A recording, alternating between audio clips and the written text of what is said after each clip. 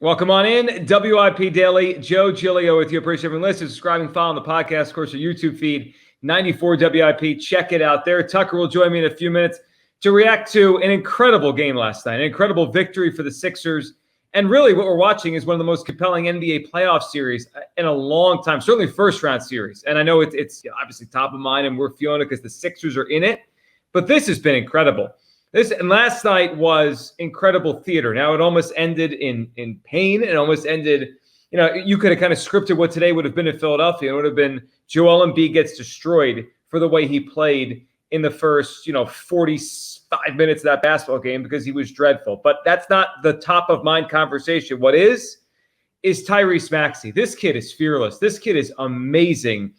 And he dragged the Sixers on the road in an elimination game back to life last night, 112-106. I think we're all feeling the same thing when the score is 96-90 with about 29 seconds to go. It's over. The game is over. They're going to lose, and that's it. They go out and 5 to the New York Knicks, and we sit there all offseason and say, what do they add? What do they subtract? Blah, blah, blah. Joel, all this kind of stuff. And then Maxey takes over, has the 4-point play. Josh Hart goes down and misses the free throw shot, misses 1 of 2. And Maxey hits a 3-pointer without any hesitation from the N in the midcourt New York logo. Like, just think about that for a second. Think about where he took that shot from. That New York was across the logo last night instead of the regular Knicks logos. That they had the words New York across, right? Obviously on both sides of the court. He took it from part of the midcourt logo and nailed it. And then as they go to overtime, the emotion that Tyrese Maxey showed was off the charts. A couple of things on Maxey, who is obviously the story and the biggest reason the Sixers are still alive right now. Last night, in an elimination game on the road, 52 minutes, he showed no fatigue. 46 points. It is tied with Wilt Chamberlain for the most points in an elimination game in the history of this franchise. 7 of 12 from 3, 17 of 30 from the floor, 9 assists, 5 rebounds. That is about as great as you could play in an elimination game. And, we're watching a player here that went from being a we'll see coming out of Kentucky during COVID to, interesting in his rookie year, to really taking a big jump to the leap he took this year to all-star 50-point games. And then the question mark becomes, well, okay, we know he's good. We know he's an all-star. He's one of the higher level players in the NBA. But what level of player is he in the postseason? Can you win a championship with Tyrese Maxey? Can he be your number 2? All those kind of things. Well, he answered every question last night. There's a very small list of players that have done what Tyrese Maxey's ever done in an elimination game on the road. He did it. He willed this basketball team to game number 6. What a night.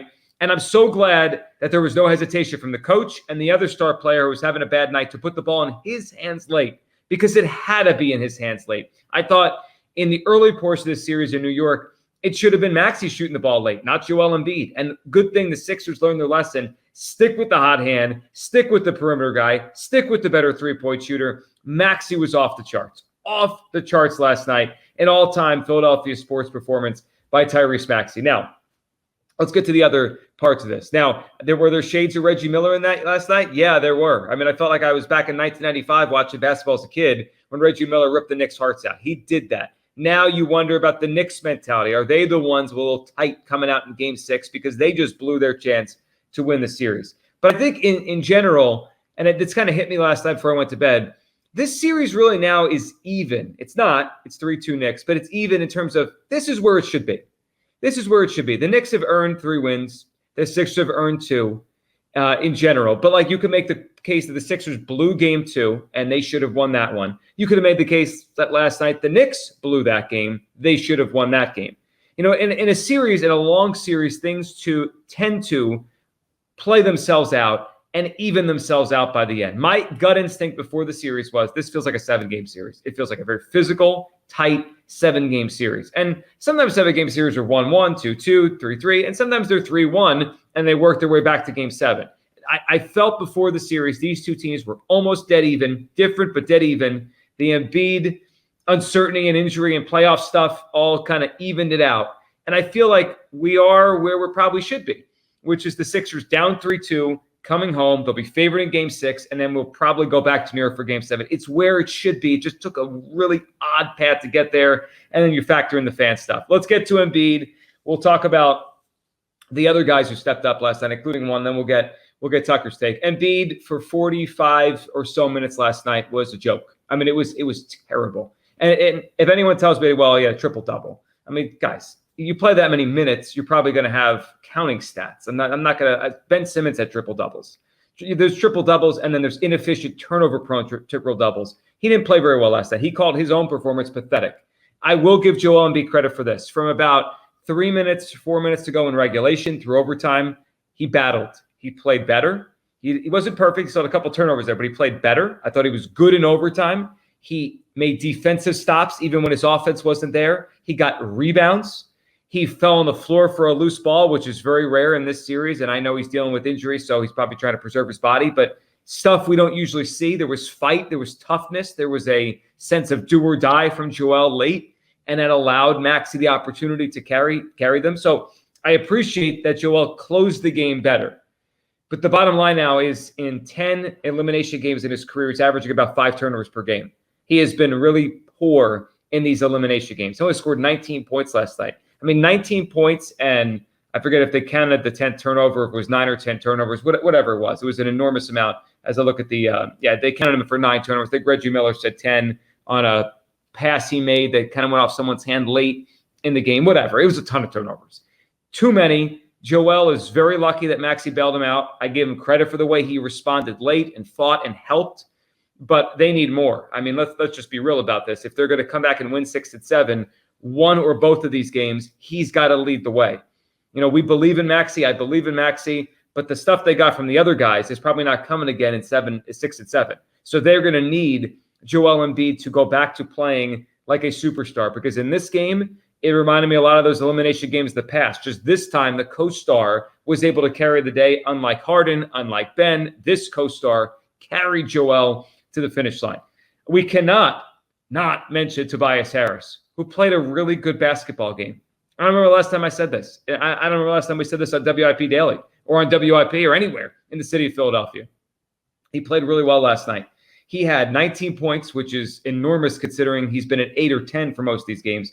8 rebounds. He shot efficiently, 50% from 3, 7-11 from the field. He was aggressive early, which he usually is. That's when he'll score like 6 of his 8 in these first quarters, and then he'll just totally disappear. But then he did it again late when they needed some buckets. And I thought he gave great energy on defense. He was decent on defense, and some of the covers for the Knicks are difficult for him. Like when he's lined up on Brunson, it's, you know, he could give effort, but he's just at a disadvantage because the quickness and the change of speed ability of Brunson. So it's a tough cover for him.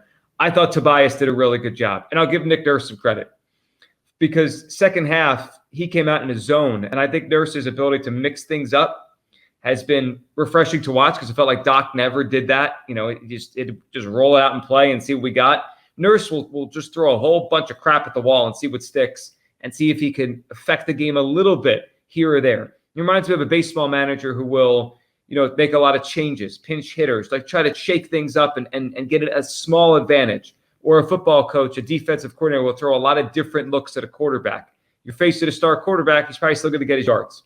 But if you could maybe make him a little less efficient, cause one interception, it changes the whole game. So I thought Nurse last night did that, and just enough to keep the Knicks from blowing that game open and moving, you know, to a point where the Sixers couldn't come back, especially with the version of Joel Embiid we got last night. As now we look ahead to Game 6 in Philadelphia, the big question is going to be the fans. That's what everyone's going to wonder. Are Knicks fans coming down? They're going to take this place over again? I don't know. We'll find out when they tip this thing at 9 o'clock, a 9 p.m. tip on Thursday night. My biggest thing, and the thing I'm wondering, is what Joel Embiid are we getting? Because the track record in elimination games is bad, and he was not very good. Actually, he was poor for most of this game number 5. They got through despite their best player not playing well. That feels like they walked across a very, very thin sheet ice, and they got over, and they're alive, and they're good, but it's really because of Tyrese Maxey. And I don't think if you've been high on Maxey the whole time, pat yourself on the back, because I know for me, I've always liked Tyrese Maxey. I liked it for the first time I watched him in Kentucky and then into the NBA. I I had put a ceiling on him that he's broken through. I thought good player, and then he became a really good player. I thought, all right, really good player, and then he became a true all-star. And then I said, okay, but what's the ceiling? And is he ready? Is he ready to do this? Or is it going to be 3, 4, 5 years from now? Meanwhile, Joel Embiid and the older guys in this team, they'll be done by then. So I wondered, is the mix all going to work, right? Is Maxey's timeline and Embiid's, is it all going to work? And Maxey last night did something and had the kind of night that, forget it. Like any doubt you had about him, you can erase it now, because that was truly special. Tucker, Tyrese Maxey went Reggie Miller on the Knicks and scored 7 points in 29 seconds. And then the emotion he had going up the court, that was something else.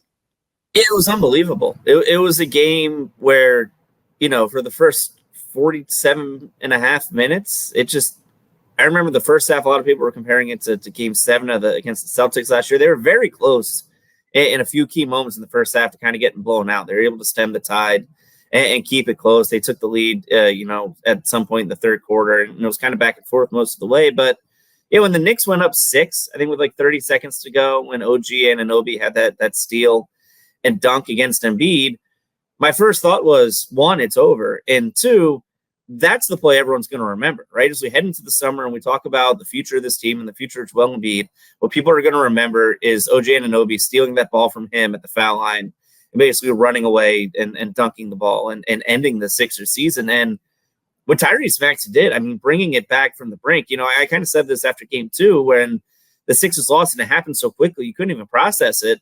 The way Maxey brought them back with 28 seconds to go down 6 or down 7, couldn't even process that, right? Like, it happened so quick. You still felt like crap because of how they played the first 47 minutes.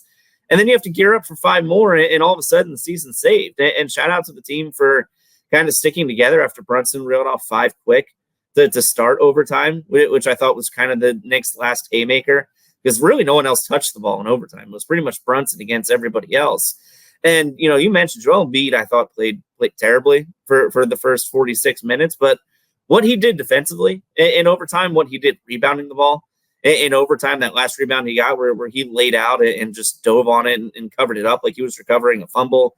His defense on Brunson on a couple big possessions to help extend the lead late in overtime. The fact that he was still engaged, he was still in it, I think is a good sign moving forward. And, he really deferred to Tyrese Maxey in the fourth quarter and in overtime offensively. I thought that was really interesting. And I think in a game where if they didn't win, it probably would be something people would point at and say you can't have your superstar deferring and being that passive offensively. But because of how hot Tyrese Maxey, because they won, I look at it as a positive. He clearly wasn't feeling right. He clearly didn't have his touch offensively. And the fact that he pretty much gave the ball to Tyrese Maxey and handed the reins of the offense over to him, in those clutch moments and let him thrive, I think is a huge moment of self-awareness.